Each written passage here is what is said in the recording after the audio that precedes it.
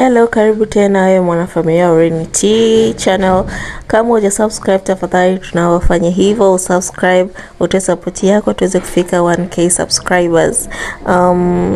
Kwenye social medias imekuwa ikitanda taarifa ya Nandy kupatanisha wanadada wawili ambao ni Paula na Faima.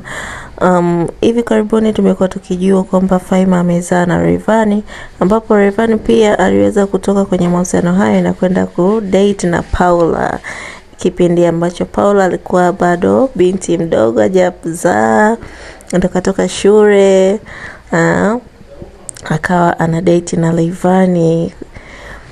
Lakini mahusiano haya hayakudumu kwa kipindi kirefu.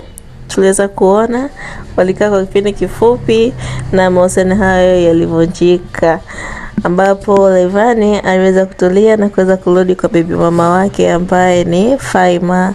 Na baada ya kurudiana, hali ya hewa au mahusiano ya Paula na Faima hayakuweza kuwa mazuri, na watu waliokuwa wakimzunguka Paula walikuwa wapatani na watu waliokuwa wakimzunguka Faima.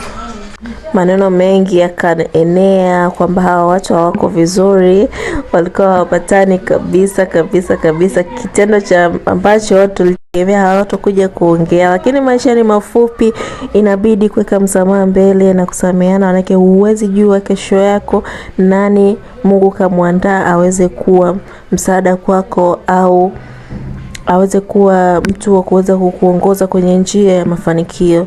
Kwa hiyo Nandy amejitolea na kuweza kupatanisha hawa watu, na obvious ameweza kufurahisha watu wengi. Kwa big thanks to Nandy the African Princess ambaye ameweza kupatanisha watu hawa.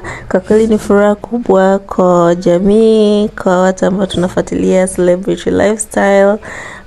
Imekuwa ikipendeza sana, na tumeona wale hawa wakiwa wanafurahia wimbo wa Nandy ambao ni wimbo mpya.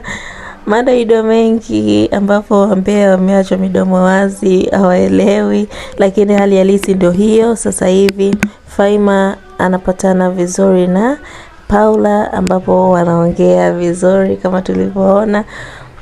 Kwa kweli ishukuliwe lebo ya Nandy ambaye ni the African Princess ambaye anaweza kupatanisha hawa watu.